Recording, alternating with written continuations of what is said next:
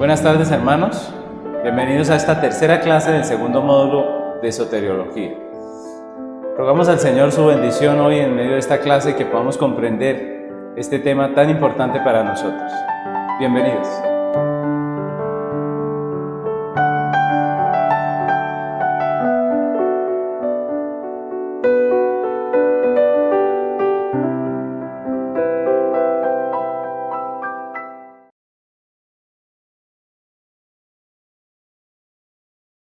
Estamos estudiando la soteriología, la doctrina de redención. Ya este es el segundo módulo que estamos viendo. En el primer módulo pusimos las bases legales de la doctrina de redención y ahora en este segundo módulo estamos trabajando sobre esa base, el tema de la redención. Recordemos que estamos en nuestra tercera clase y quiero hacer un pequeño recorderis de lo que hemos estado viendo y de lo que veremos. El contenido. En la primera clase de este módulo vimos la necesidad de un redentor. Recordemos que estamos trabajando bajo los dos enfoques, ¿no?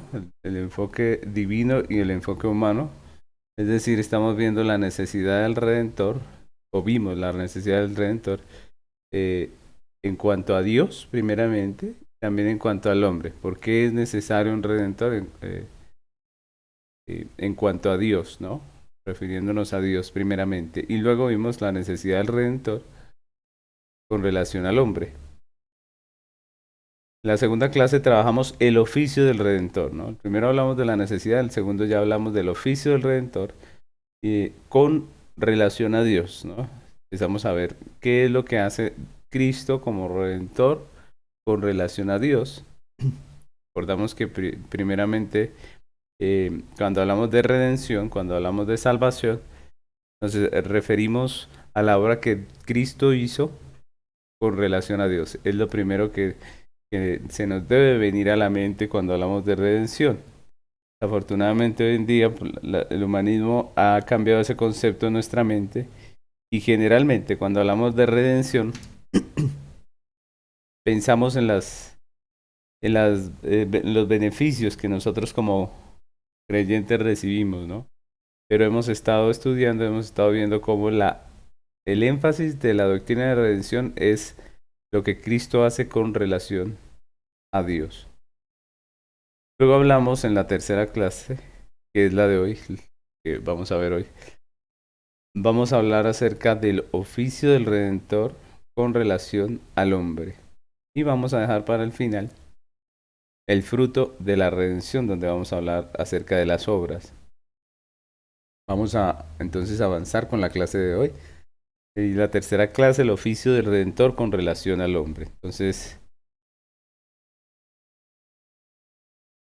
la pregunta que vamos a estar respondiéndonos hoy es la siguiente.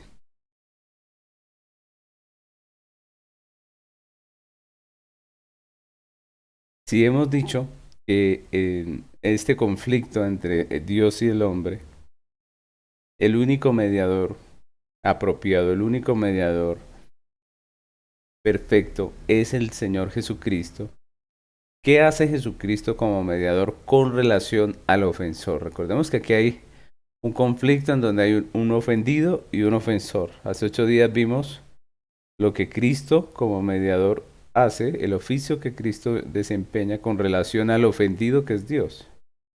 La pregunta ahora en esta clase es, ¿qué hace Jesucristo como mediador con relación al ofensor?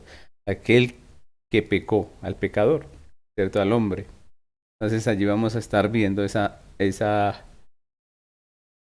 obra del Redentor de Jesucristo con relación al hombre, ¿no?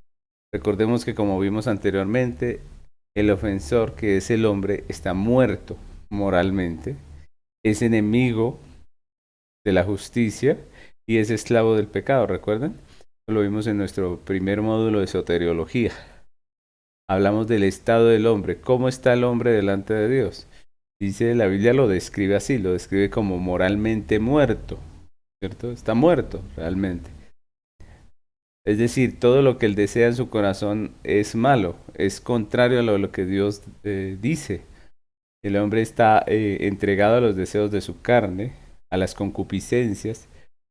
El hombre corre detrás del pecado. El hombre vive bajo el príncipe de la potestad del aire, eso quiere decir bajo el control o la, o la dirección de Satanás prácticamente. Y es enemigo de la justicia, es decir, no está de acuerdo con lo que Dios legisla, está en contra de lo que Dios dice y es esclavo del pecado, es decir, constantemente él vive en esa esclavitud del pecado, en esa práctica del pecado, no de una forma obligada, ¿no? Sino que es una esclavitud voluntaria, ¿no? El hombre le gusta pecar, le encanta pecar. Y es lo que hemos estado viendo. Es decir, el hombre no tiene condiciones apropiadas por sí mismo de recuperarse o restaurarse o liberarse de esa condición tan terrible que lo tiene en condenación. Él no puede restaurarse a sí mismo ni liberarse, él está muerto. Como pedirle a un muerto que se dé vida, no puede. El hombre simplemente no puede intervenir para su redención. Y eso es muy importante. Recordemos que hay algunas religiones que se hacen llamar cristianas que predican que el hombre puede salvarse a sí mismo o que el hombre puede hacer algo para salvarse. Pero resulta que la Biblia dice que no, que el hombre está muerto, el hombre no se puede salvar a sí mismo.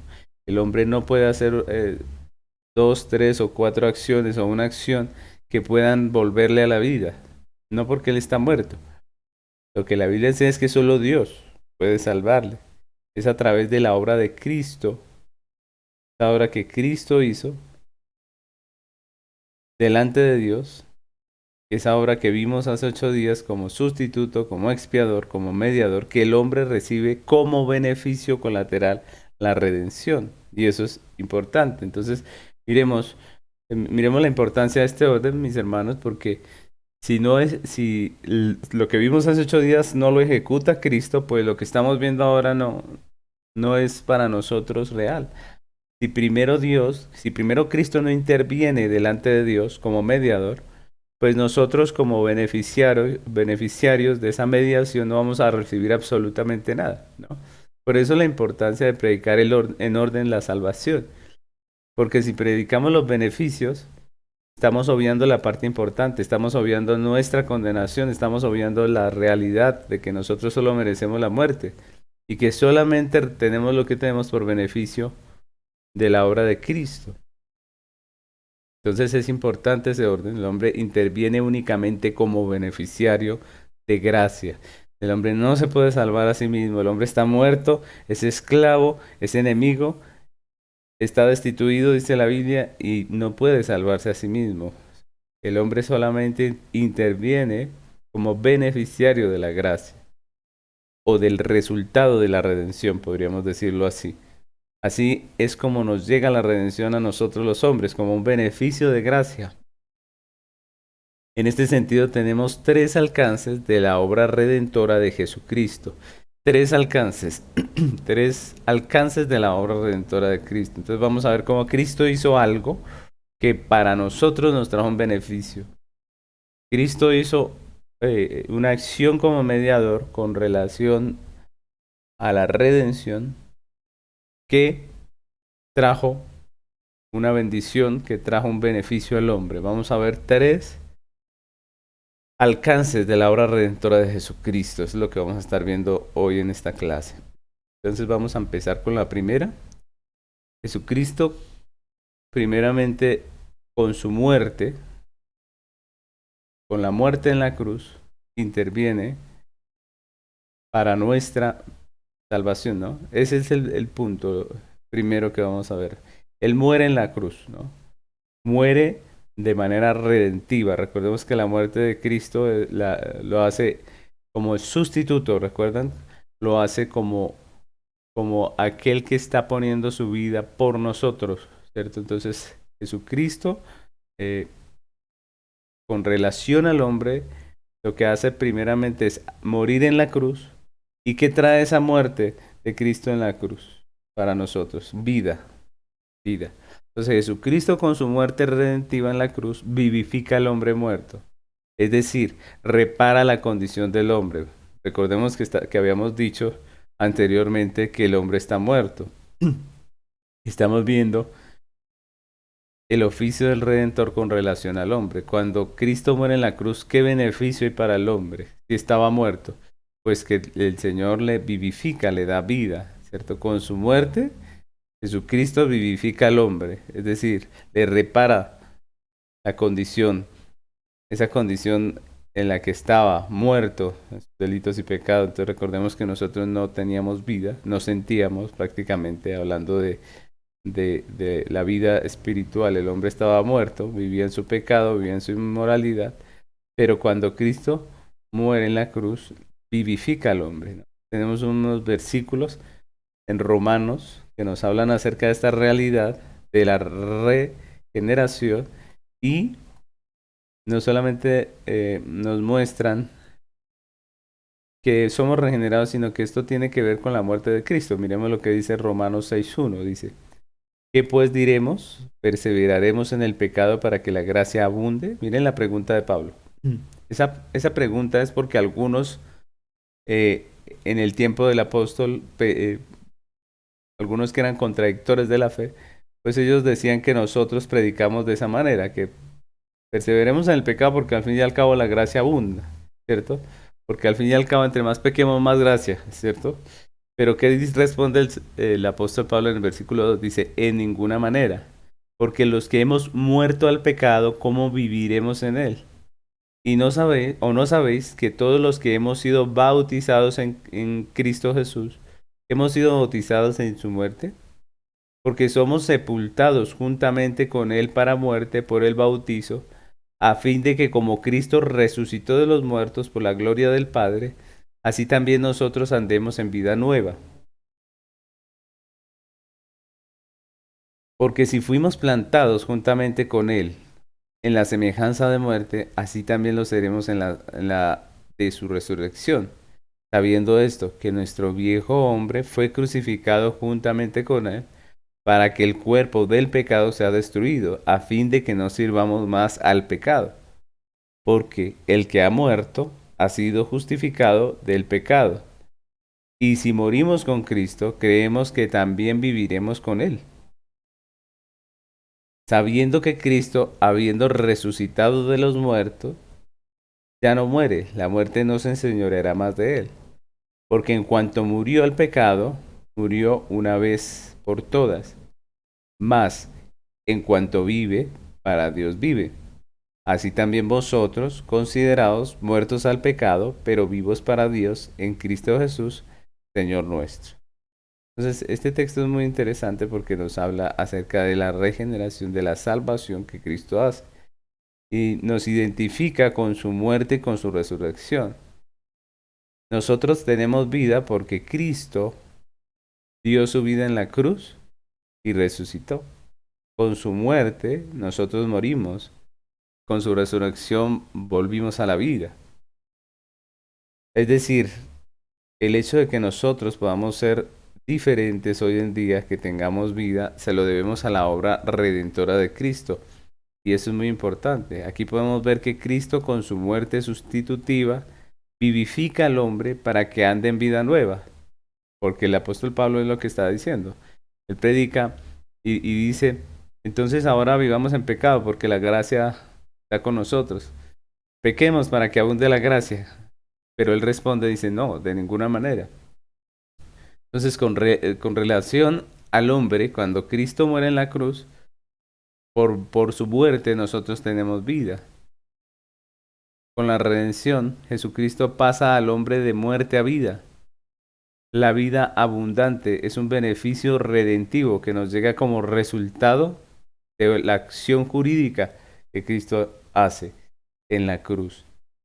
La vida abundante es un beneficio redentivo que nos llega como resultado de la acción jurídica que Cristo efectúa en la cruz. Es un beneficio, no un mérito. La vida nueva es un beneficio, no un mérito. Y eso es muy importante. Hay otro texto aquí en Efesios capítulo 2, versículo 1 que nos dice así. Vamos a leer hasta el 9, dice. Y Él os dio vida a vosotros cuando estabais muertos en vuestros delitos y pecados. Otra vez nos dice lo mismo. ¿Cómo estábamos nosotros muertos? ¿Qué podíamos hacer por nosotros mismos? Nada, un muerto no puede hacer absolutamente nada. Pero dice, Él nos dio vida. Nosotros somos vivificados por la obra de Cristo. Él nos dio vida cuando estábamos muertos en nuestros delitos y pecados. Dice, en los cuales anduviste en otro tiempo, siguiendo la corriente de este mundo, conforme al príncipe de la potestad del aire, el espíritu que ahora opera en los hijos de desobediencia. Miren el contraste que está haciendo Pablo. Nosotros anduvimos en otro tiempo, siguiendo la corriente de este mundo, conforme al príncipe de la potestad del aire. Dice, el espíritu que ahora opera, pero no en nosotros, sino en los hijos de desobediencia. Dice, entre los cuales también todos nosotros vivimos en otro tiempo, en los deseos de nuestra carne, haciendo la voluntad de la carne y de los pensamientos, y éramos por naturaleza hijos de ira, lo mismo que los demás. Es muy importante lo que está diciendo el apóstol, porque él dice, ahora ustedes tienen vida, ellos están muertos, ellos siguen la corriente de este mundo, ellos viven conforme a Satanás, pero nosotros no. Nosotros éramos así, nosotros estuvimos en esa condición, pero ahora el Señor nos ha vivificado, ya no somos hijos de ira, somos hijos de Dios. Y sigue diciendo el apóstol, pero Dios que es rico en misericordia, por su gran amor con que nos amó, aun estando nosotros muertos en pecados, nos dio vida juntamente con Cristo. Por gracia sois salvos. Y juntamente con Él nos resucitó, y asimismo nos hizo sentar en lugares celestiales con Cristo Jesús, para mostrar en los siglos venideros las abundantes riquezas de su gracia y su bondad para con nosotros en Cristo Jesús. Miren el cambio que el Señor nos ha hecho. Es por su misericordia, por su amor. No dice que porque nosotros hicimos, o porque nosotros cumplimos ciertas condiciones. No, dice por su misericordia, Él nos vivificó, nos salvó, nos resucitó, nos hizo sentar en lugares celestiales. Es lo que el texto nos está diciendo, nos está recordando. Miren el 8 y el 9, dice, porque por gracia sois salvos por medio de la fe. Y esto no de vosotros, pues es don de Dios, no por obras para que nadie se gloríe. Entonces miren cómo el texto enfatiza que esto es una gracia, ¿no? Tenemos vida por la gracia. Y volvemos a nuestro tema que estamos enfatizando en todo lo que estamos estudiando acerca de la redención. La redención, lo que nosotros tenemos por la redención son beneficios. Dice, por gracia sois salvos por medio de la fe. Alguno podría decir, bueno, nosotros sí hicimos algo porque nosotros tuvimos fe, ¿cierto?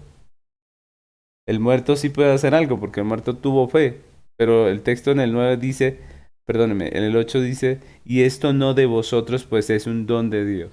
Es decir, ni siquiera la fe es nuestra, la fe es un regalo de Dios. Así que el hombre no tiene mérito ni siquiera en su fe, porque esa fe es un regalo, es algo que Dios le ha otorgado. Y dice el nuevo, en el 9 cierra y sella todo esto, diciendo, no por obras para que nadie se gloríe. ¿Qué está diciendo?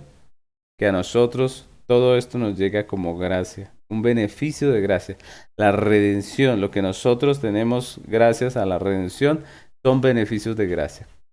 Pero la redención propia en sí es lo que Cristo hizo delante de Dios, lo que Cristo como mediador hizo delante de Dios.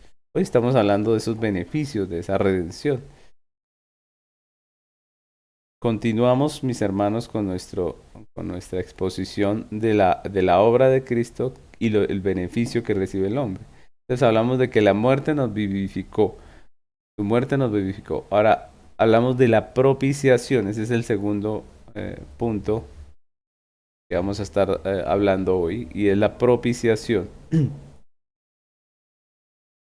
La propiciación. Cristo hizo propiciación. Recordemos que uno de los oficios del sacerdote, cuando entraba al tabernáculo, era precisamente con la sangre del sacrificio, presentarla delante de Dios como propiciación, como satisfacción de la justicia. Eso es lo que nos habla la palabra satisfacción. aplacar la ira haciendo justicia, la ira de Dios, haciendo justicia. Entonces, Jesucristo hizo propiciación al satisfacer las demandas de la justicia de Dios con la muerte suya, con su propia muerte. Jesucristo lo que hace es una propiciación, ¿cierto? Es decir, obtiene el favor de Dios para nosotros. ¿Cómo?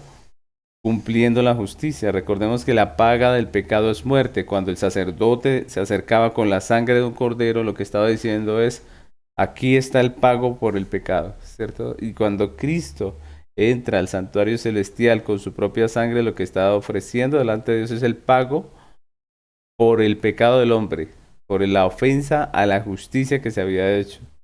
Y con ese pago obtiene para nosotros el favor de Dios, trayendo como beneficio la reconciliación. Y ese es el resultado. Con la muerte nos da vida, nos vivifica.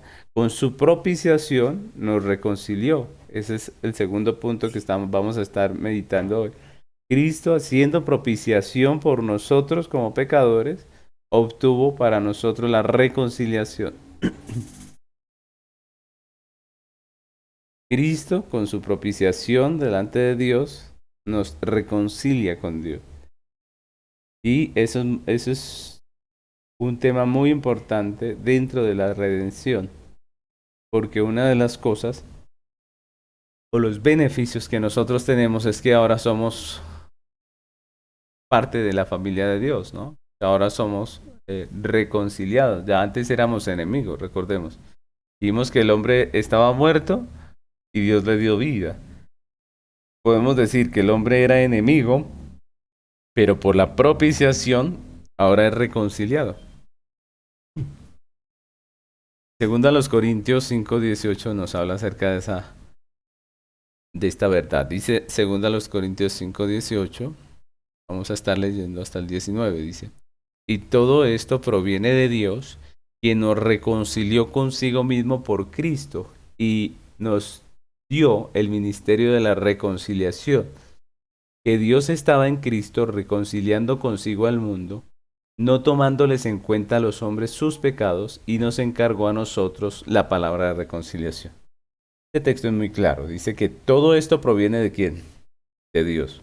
Todo esto proviene de Dios. ¿Quién nos reconcilió? Otra vez, la reconciliación, la redención es una obra de Dios, ¿cierto? Y es la obra que Cristo hace delante de Dios, ¿cierto? Y que trae para nosotros un beneficio. Dice, todo esto proviene de Dios, quien nos reconcilió consigo mismo por Cristo. Por la obra de Cristo somos nosotros beneficiados con la reconciliación. Y dice, y nos dio el ministerio de reconciliación, que Dios estaba en Cristo reconciliando consigo al mundo. Dios estaba en Cristo reconciliando. Cuando Cristo efectúa la redención delante de Dios, nosotros recibimos reconciliación, no tomándoles en cuenta a los hombres sus pecados, y nos encargó a nosotros la palabra de reconciliación. Otro texto que nos habla de este tema es Romanos capítulo 5, versículo 10, que dice, porque si siendo enemigos fuimos reconciliados con Dios por la muerte de su Hijo, mucho más, estando reconciliados, seremos salvos por su vida. Y no solo esto, sino que también nos gloriamos en Dios por el Señor Jesucristo, por el Señor nuestro Jesucristo, por quien hemos recibido ahora la redención. Miren qué hermoso este versículo. Dice, porque siendo enemigos, fuimos reconciliados. Ser enemigo de Dios es tener la condenación. Ser enemigo del rey, del soberano, del juez, es tener la condenación eterna. Es recibir el castigo eterno. Nosotros éramos enemigos de Dios. Ahora hemos sido reconciliados por la obra del Redentor, de Cristo, de nuestro Salvador. Otro texto que nos habla acerca de este tema está en Efesios capítulo 2, versículo 16. Ahora, este texto nos habla acerca de ese resultado. Miren lo que dice el 16 al 19. Dice, y mediante la cruz reconciliar con Dios a ambos, en un solo cuerpo, matando en ella las enemistades. Y vino y anunció las buenas nuevas de paz a vosotros que estabais lejos y a los que estaban cerca. Porque por medio de él, los unos y los otros tenemos entrada por el mismo Espíritu al Padre. Así que ya no sois extranjeros ni advenedizos, sino conciudadanos de los santos y miembros de la familia de Dios. Y ese texto es muy claro porque nos muestra la obra de Cristo y el beneficio que nos trae, ¿no? Dice, mediante la cruz, reconciliar con Dios a ambos. Están hablando de los judíos y los gentiles. Y luego dice el 17, y vino y anunció las buenas nuevas de paz a vosotros que estabais lejos y a los que estaban cerca, porque por medio de él, de Cristo, los unos y los otros tenemos entrada por el mismo Espíritu al Padre. Y el versículo 19 es hermoso porque dice, ya no sois extranjeros ni advenedizos, sino conciudadanos de los santos. Miren el cambio que ha hecho Cristo en nosotros. Antes éramos enemigos, antes éramos hijos de ira, es decir, ¿qué le provocábamos a Dios?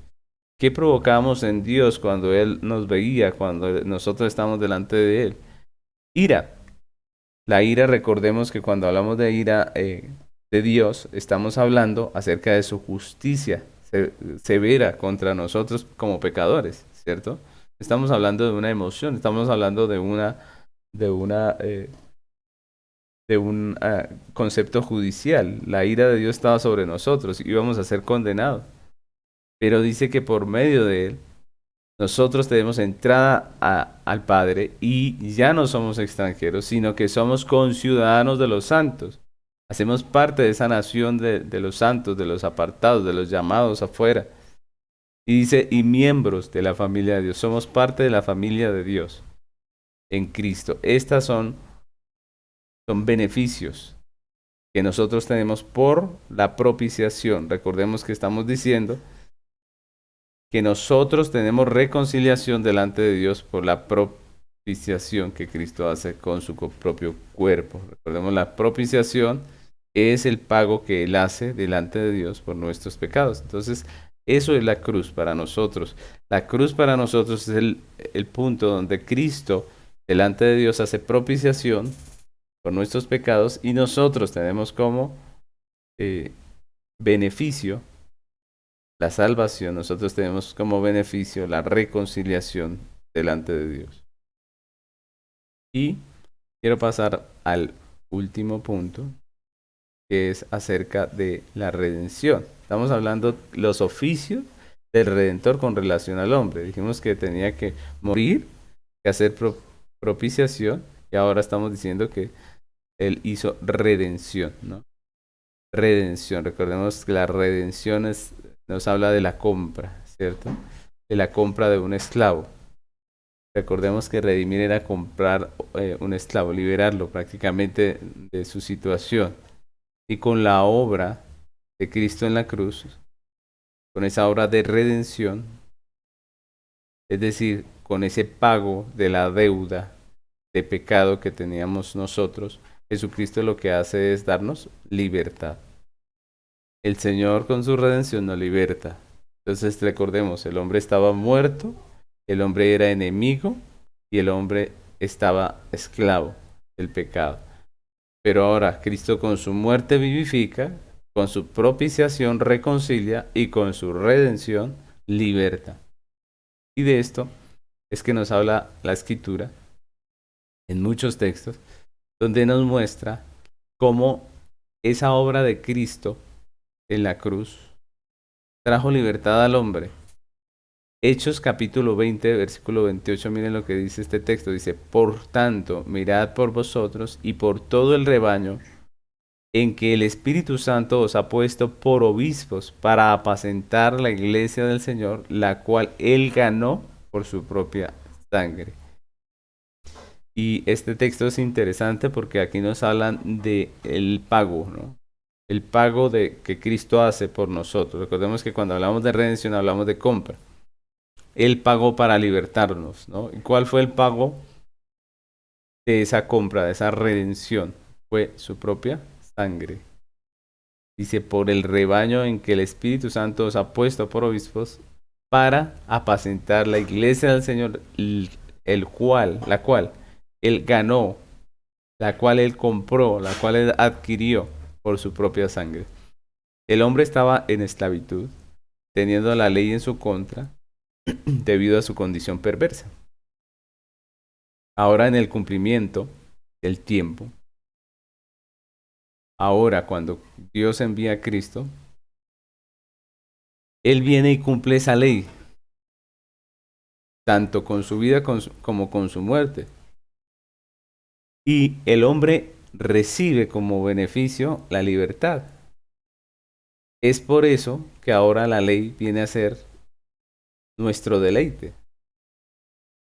Es por eso que ahora nosotros vemos la ley de una manera diferente, porque Cristo nos ha hecho libres de la esclavitud del pecado. Recordemos que antes estábamos esclavos a voluntad propia, es decir, nosotros estamos en una condición pecaminosa en la cual no solamente pecábamos y practicábamos el pecado, sino que nos deleitábamos en eso. Y era para nosotros la ley un enemigo. Era para nosotros la ley un adversario, como cuando una persona está infringiendo la ley y ve a un policía. Así nos pasaba a nosotros. Esa persona que está infringiendo la ley ve a un policía y se asusta, lo considera un enemigo, lo considera alguien detestable, pero Cristo cuando nos salva, cuando muere en la cruz, Cristo por ese pago, esa redención, nos liberta y ahora nosotros vemos la ley como un beneficio. Nosotros vemos la ley como una bendición. Ahora nosotros amamos la ley. Primera de Pedro 1:16 dice este texto, porque escrito está, sed santos, porque yo soy santo. Y si invocáis por Padre aquel que sin acepción de personas juzga según la obra de cada uno, conducíos en temor todo el tiempo de vuestra peregrinación, sabiendo que fuisteis rescatados de vuestra vana manera de vivir, la cual recibisteis de vuestros padres, no con cosas corruptibles como oro o plata, sino con la sangre preciosa de Cristo, como de un cordero sin mancha y sin contaminación, ya destinado desde antes de la fundación del mundo, pero manifestado en los posteriores tiempos por amor de vosotros. Miren ese texto tan interesante porque Pedro está tratando aquí las dos cosas, el pago y el beneficio. Porque escrito está, sed santos como yo soy santo. O sea, Pedro nos llama a nosotros a la santificación, a la vida santa, a vivir apartados para Dios. Y él nos explica por qué. Dice, si invocáis al Padre, a Dios, ¿cierto? Debemos conducirnos en temor todo el tiempo en nuestra peregrinación, sabiendo que fuimos rescatados, sabiendo que fuimos comprados, sabiendo que salimos de la esclavitud. Dice, rescatados de vuestra vana manera de vivir. Dios nos compró, nos sacó, nos libertó de esa vana manera de vivir. Dice, la cual recibisteis de vuestros padres, no con cosas corruptibles como oro o plata. ¿Con qué nos compró el Señor? Dice, no con cosas corruptibles como oro o plata, sino con la sangre preciosa de Cristo, como un cordero sin mancha y sin contaminación. El valor con el cual pagó Cristo por nuestra redención para libertarnos del pecado es su propia sangre. Y eso es maravilloso. Nosotros debemos vivir en santificación, en vida nueva. Nosotros ya no podemos vivir practicando el pecado porque Cristo nos ha libertado de esa condición, de esa esclavitud, más bien, de esa esclavitud que teníamos. Y ahora nosotros somos libres para vivir conforme a la voluntad de Dios. Esto no quiere decir que el pecado ya no sea indiferente. No quiere decir que nosotros seamos ya, estemos blindados contra el pecado. No, Señor. La Biblia muestra que nosotros todavía somos tentados y muchas veces el creyente cae en pecado, pero nuestra vida no es una vida de esclavitud al pecado. Nosotros no practicamos el pecado, no es nuestro deleite. El creyente peca y le duele el pecado, ¿cierto? El creyente ya no se siente igual, no está bien con el pecado, no puede ser feliz en el pecado. Y es lo que la Biblia nos enseña. Nosotros hemos sido libertados. Ya no estamos en esclavitud. No tenemos que vivir en este tiempo que nos queda aquí en la tierra, en los deleites de nuestra carne, porque eso es contrario a nuestra nueva naturaleza que tenemos en Cristo. No podemos vivir así. El creyente no puede vivir una vida de pecador, entregado al pecado, porque ahora ha sido libertado. Y ahora el creyente ama la ley, aborrece su propio pecado, como dice la Escritura. Miremos lo que dice Romanos capítulo 6, versículo 22. Dice, mas ahora que habéis sido libertados del pecado y hechos siervos de Dios, tenéis por vuestro fruto la santificación y como fin la vida eterna. Entonces ahora nosotros tenemos un fruto. ¿Cuál es ese fruto? La santificación. Y de ese fruto vamos a estar hablando la última clase también, el fruto que tenemos de esta vida nueva. Y dice, y como fin la vida eterna. Entonces nosotros ya no tenemos las mismas metas de antes, ¿no? El hombre sin Cristo tiene unas metas terrenales, pasajeras, tiene unas metas mundanas, podamos decirlo así, ¿cierto? Muy de este mundo nada más. Pero nosotros como creyentes tenemos como fin la vida eterna. Nuestra meta, nuestro deseo, nuestro anhelo es la vida eterna. Nuestra ciudadanía está en el cielo, por lo tanto nosotros no podemos vivir como el mundo. El mundo vive para este mundo, para lo pasajero, lo terrenal. Nosotros hemos sido libertados de esa condición, de esa esclavitud, y ahora nosotros tenemos como fin lo eterno. Nuestro tesoro está en el cielo, nuestro pensamiento está en el cielo, ¿cierto? En las cosas de Dios, como dice el apóstol Pablo.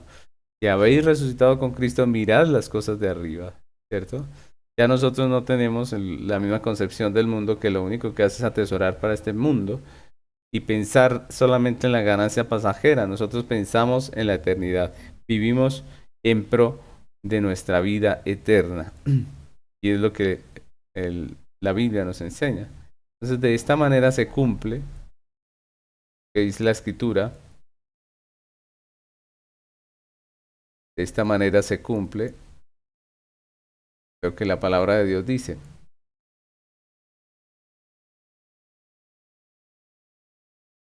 Cuando Cristo muere en la cruz, cuando Cristo hace su obra para redimirnos, su compra prácticamente de nosotros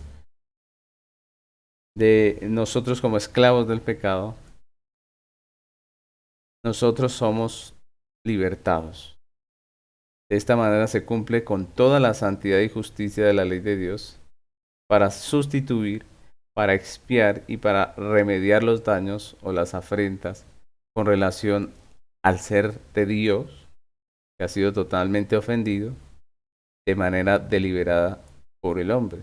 Y también se libra al hombre de su condición, vivificándolo, reconciliándolo y libertándolo. Estas tres cosas que requería el hombre en la salvación. Entonces, cuando nos preguntamos cuál es el oficio del Redentor con relación al hombre, pues Cristo como Redentor nos vivifica, nos reconcilia y nos liberta.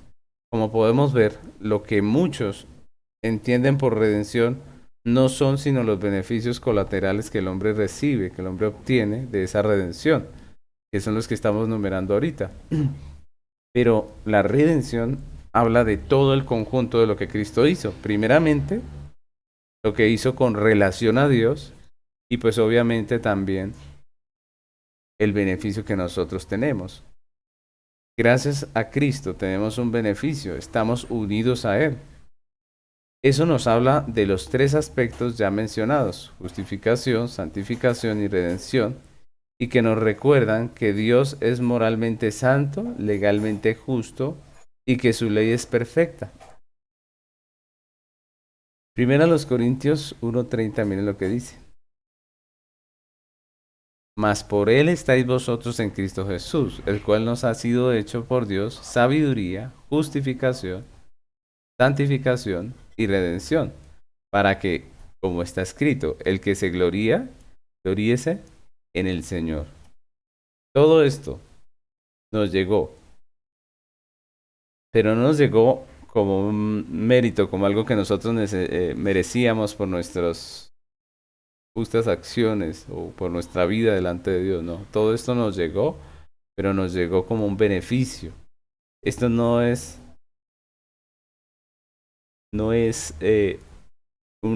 un pago por nuestra justicia, no. Este es el pago por la justicia de Cristo, por la obra de Cristo. Y lo central de la redención es la obra que Cristo hizo delante de Dios. Los beneficios no son centrales en la redención. Y nosotros muchas veces cometemos el error de pensar que es así. El centro, la médula de la redención tiene que ver con Dios, con su santidad, su justicia, su ley.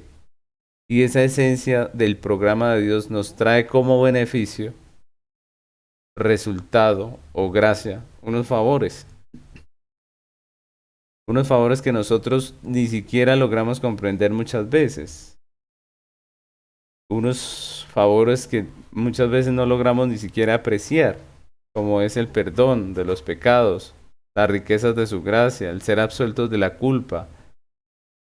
Es decir, todos estos beneficios, todas estas cosas que tenemos son un beneficio que muchas veces nosotros ni siquiera alcanzamos a entender en una dimensión total.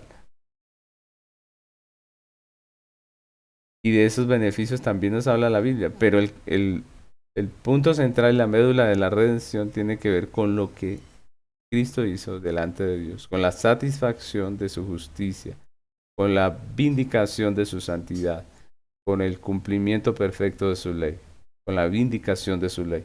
Así que mis hermanos, es lo que la Biblia enseña y nosotros debemos cambiar eso en nuestra cabeza cuando nosotros pensamos en evangelismo, cuando nosotros pensamos en el Evangelio de Jesucristo.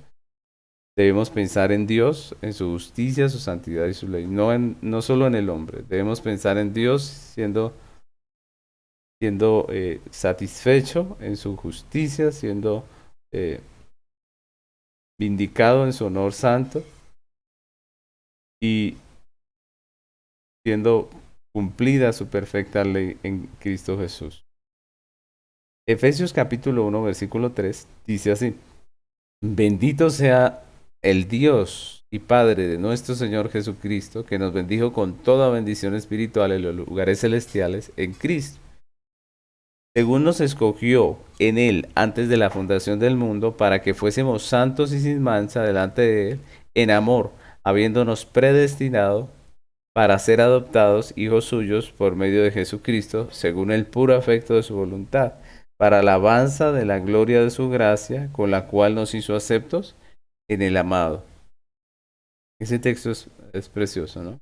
Nos habla de esos beneficios. Y sigue en el 7, dice, en quien tenemos redención por su sangre, el perdón de pecados según las riquezas de su gracia, que hizo sobreabundar para con nosotros en toda sabiduría e inteligencia, dándonos a conocer el misterio de su voluntad, según su beneplácito, el cual se había propuesto en sí mismo de reunir todas las cosas en Cristo en la dispensación del cumplimiento de los tiempos, así las que están en los cielos como las que están en la tierra. Y luego sigue diciendo, dice, en él asimismo tuvimos herencia, habiendo sido predestinados conforme al propósito del que hace todas las cosas según el designio de su voluntad, a fin de que seamos para alabanza de su gloria nosotros, que primeramente esperábamos en Cristo. Miren ese texto tan hermoso, porque nos habla de todo el beneficio de lo que hemos estado diciendo, nos habla de todo el beneficio que hemos estado hablando, pero como resultado de la obra que Cristo hace. Y yo quisiera que nosotros pensáramos por un momento y nos diéramos cuenta aquí en estos textos de que todo lo que tenemos lo tenemos en Cristo, ¿no? Dice el apóstol Pablo aquí en estos versículos que acabamos de leer, que Dios nos escogió en Cristo antes de la fundación del mundo. Y hay dos cosas que enfatiza todo el texto. Primero, que es en Cristo, y segundo, que es por gracia. Dice que es según el puro afecto de su voluntad. Entonces, primero podemos decir, nos escogió, nos predestinó en Cristo por gracia, solamente por gracia, para alabanza suya. Pero también dice que en Él tenemos redención. Entonces nos escogió, pero también nos redimió. Nos redimió por su sangre, por la sangre de Cristo, otra vez. Tenemos un beneficio por medio de Cristo, por la obra de Cristo, y también por pura gracia. Dice, según las riquezas de su gracia. Otra vez. Luego dice que nos dio a conocer los misterios de su voluntad por Cristo, otra vez, y solamente por gracia. Y luego dice que en Él asimismo tuvimos herencia, hay una herencia para nosotros. Pero vuelve y dice, en Él asimismo tuvimos herencia, en Cristo. Nosotros tenemos herencia en Cristo. Y por el designio de su voluntad, por gracia. Miren cómo todo el texto nos habla de lo mismo. Es por la obra de Cristo, delante de Dios, por la que vimos hace 8 días, la última clase. Por esa obra del Redentor con relación a Dios, que nosotros como hombres tenemos el beneficio, ¿cierto? Y es solamente por gracia, constantemente el texto afirma que ha sido por gracia y para alabanza de su gloria. Y eso es precisamente lo que la Biblia enseña con respecto a la redención. Mis hermanos, el hombre en su pecado siempre termina desviándose del evangelio bíblico, enfocándose en sí mismo. Todas las desviaciones que ustedes puedan ver a través de la historia de redención y de la historia de la iglesia, nosotros nos podemos dar cuenta que nacen en el orgullo del hombre de pretender ser él mismo el autor de su salvación o de llegar a tener algún mérito, porque algunos no dicen la salvación es por nosotros, pero sí dicen nosotros ayudamos o nosotros participamos de alguna manera. Siempre el orgullo del hombre, siempre el pecado del hombre le quiere hacer tomar gloria de lo que la Biblia dice que es solamente de Dios. Y por eso es tan importante lo que estamos viendo y aprendiendo con este tema de la redención. Nosotros en estos 2 módulos que hemos estado viendo, y nosotros de estos 2 módulos que hemos estado estudiando, pudiésemos captar esa idea, nada más, pudiésemos tener esto en nuestro corazón, de que la redención tiene que ver primeramente con Dios, y que a nosotros nos llega simplemente el beneficio, pues nosotros podremos estar más firmes en la sana doctrina y librarnos de ese error en que muchas veces la iglesia ha caído, de pretender tomar gloria de lo que no tenemos absolutamente nada, ninguna gloria. Porque lo que, lo que la redención es realmente, lo que significa realmente la redención es lo que Cristo hace delante de Dios. Es el aspecto legal. Nosotros teníamos una deuda. Cristo la pagó delante de Dios. Se había ofendido la justicia de Dios. Cristo lo que hace con su muerte en la cruz es satisfacer la justicia. Se ha ofendido la santidad de Dios. Cristo lo que hace en la cruz, lo que hace con su sacrificio, es restaurar el honor santo de Dios. Se había violado la ley. Y Cristo lo que hace en la cruz es vindicar esa ley, cumplirla a perfección y vindicarla. Y cuando ese aspecto divino, cuando esta situación con Dios es restaurada, entonces nosotros tenemos como beneficio la redención, el perdón, todas estas cosas de las que hemos hablado. Y hay un texto muy interesante con el que quiero terminar, que está en la Biblia y es la historia de Ruth. Yo creo que todos nosotros, los creyentes, hemos escuchado hablar de Ruth y muchos de nosotros hemos leído la historia de Ruth, ese libro precioso que está en el Antiguo Testamento. Y este libro nos recuerda lo que es la redención y yo quiero que nosotros prestemos mucha atención porque con esto quiero terminar para que nosotros con este ejemplo podamos captar la esencia de lo que estamos hablando acerca de la redención. Recordemos la historia un poquito. Dice según las escrituras, mm, Noemí regresa de estar viviendo en otro lugar, fuera de Israel, ¿no? Del territorio de la nación de Israel, de estar viviendo en el extranjero, regresa con la nuera. ¿Recuerdan? La nuera era una extranjera. Llega y ella termina enamorándose de Boaz. ¿Recuerdan? Y finalmente, en el capítulo 4 nos hablan de cómo ella fue redimida, ¿no?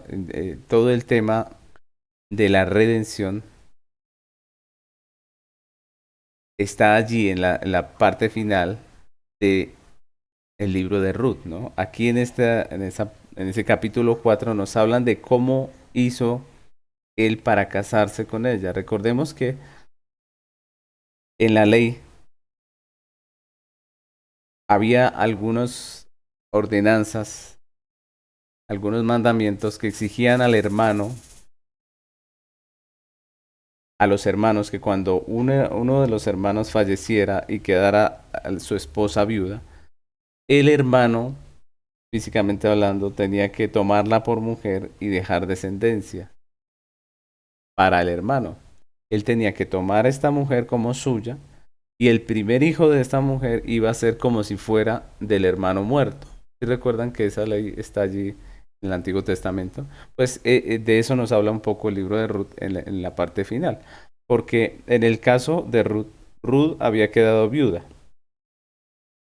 y Boaz es pariente del hermano, pariente del esposo de ella, ¿cierto? Entonces a él como pariente le corresponde redimirla, así se llamaba, redimirla. ¿Qué quería decir? Casarse con ella y darle descendencia a su hermano muerto.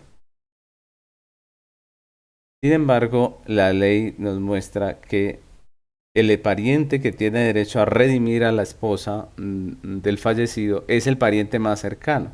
Y nosotros vemos en la historia de Ruth que Booz no era el pariente más cercano, sino que había otro que era más cercano. Y de eso nos habla el último capítulo de Ruth. Y yo quisiera que leyéramos y entendiéramos un poco el texto. Vamos a finalizar con esta parte. Dice el versículo 1, Ruth 4:1, dice, Boz subió a la puerta y se sentó allí, y aquí pasaba aquel pariente de Booz, aquel pariente de quien Booz había hablado, y le dijo, fulano, ven acá y siéntate. Y él vino y se sentó. Entonces él tomó a 10 varones de los ancianos de la ciudad y dijo, sentaos aquí. Y ellos se sentaron. Y luego dijo al pariente, Noemí, que ha vuelto del campo de Moab, vende una parte de las tierras que tuvo nuestro hermano Elimelech. Y yo decidí hacértelo saber y decirte que la compres en presencia de los que están aquí sentados y de los ancianos de mi pueblo. Si tú quieres redimir, redime. Y si no quieres redimir, decláramelo para que yo lo sepa, porque no hay otro que redima sino tú, y yo después de ti. Y él respondió, yo redimiré. Entonces replicó Booz, el mismo día que compren las tierras de mano de Noemí, debes tomar también a Ruth la moabita, mujer del difunto, para que restaures el nombre del muerto sobre su posesión. Entonces miremos que estos versículos nos hablan acerca de ese caso específico, ¿no? Y lo que quiere decir este versículo es que estos versículos es que Booz llama a ese pariente cercano y le expone el tema, le dice, Ruth volvió con Noemí. Tú debes redimirla, eres tú el que tienes el derecho, le dice Booz. Y el derecho le daba a este hombre la potestad de casarse con la mujer para darle descendencia de su hermano. Y este era un asunto de tierras. Realmente la ley no se hacía tanto por la viuda, sino porque la tierra quedara dentro de la misma parentela, para que el muerto no quedara sin herencia. De eso se trataba la ley.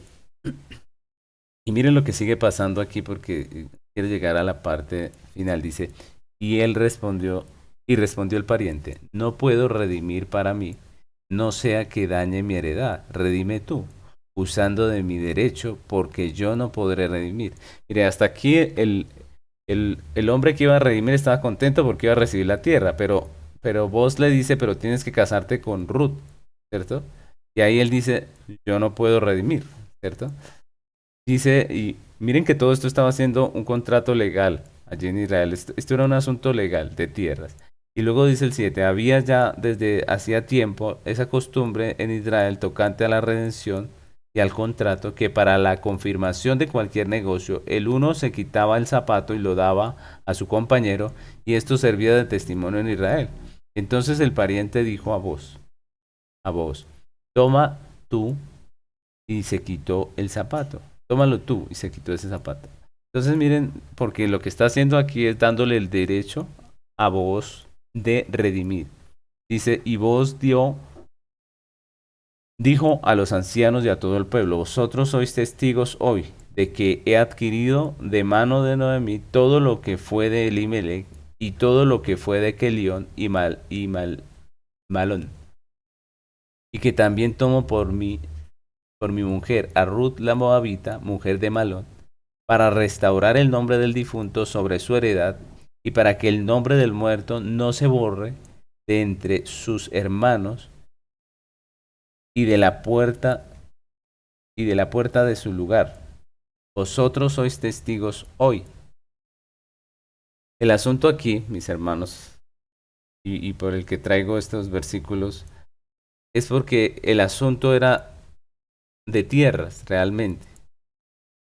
Ese era el sentido de la ley del levirato, así se llamaba la ley del levirato, ¿no? El sentido era que la tierra quedara dentro de la familia, es decir, que no se fuera a otra familia. Y aquí vemos las dos dimensiones de las que hablamos hoy acerca de la redención. La tierra que representa el activo y el beneficio para unos habitantes. Es decir, el asunto realmente era de tierras. El asunto era un asunto legal de tierras, pero hubo un beneficio para una persona, en este caso para Ruth, ¿cierto? Se arregló el asunto legal, se hizo justicia y a la vez hubo unos beneficiados allí en toda esta historia. Nosotros vemos que la extranjera, que estaba desamparada y todo, recibió un beneficio, recibió el beneficio de tener un hogar, una familia, vemos que tuvo un hijo y vemos que ese hijo incluso vino a ser parte de la familia del Salvador, finalmente, ¿no? Todo esto son beneficios, pero el asunto central de todo esto eran las tierras, ¿no? El asunto central eran las tierras, era un asunto legal. Y así es que debemos ver nosotros la redención. La redención fue un asunto legal en donde había que hacer justicia, donde se debía cumplir con la ley, donde se debía pagar un precio, donde se debía redimir, donde se debía rescatar. Había un asunto legal que tenía que ser resuelto y al resolver ese asunto legal hubo un beneficio, unos beneficiarios y hay alegría en el pueblo de Dios eh, por lo que pasó con Rudy y Noemí. El pueblo se gozó la suegra que estaba también en desgracia, se gozó todo el mundo, disfrutaron de ese bebé del cual más adelante viene a nacer Cristo, ¿cierto? Y todo esto son beneficios, pero el asunto era un asunto de tierra y no un asunto legal. Asimismo, cuando hablamos de redención, vemos que hay una ruptura y hay un quebrantamiento de la ley, hay una violación de la justicia, hay una ofensa a la santidad de Dios, y eso tiene que ser resuelto. Y eso es primeramente la redención, la obra de Cristo con relación a Dios. Esa obra de Cristo con relación a Dios trae unos beneficios para nosotros que nos traen alegría, como los trajo este final de la historia de Ruth. y que les trae regocijo al pueblo y que nos trae muchos beneficios, pero esos son los beneficios, nada más, ¿cierto? La redención nos habla de lo que Cristo hizo delante de Dios y que trajo unos beneficios para nosotros. Así que, hermanos, eso es todo por esta clase y espero que nos haya quedado claro el orden, porque ya lo que nos queda en la próxima clase es simplemente los resultados o el fruto de esa redención. Así que mis hermanos, Dios los bendiga y Dios lo permite, nos vemos en la próxima clase.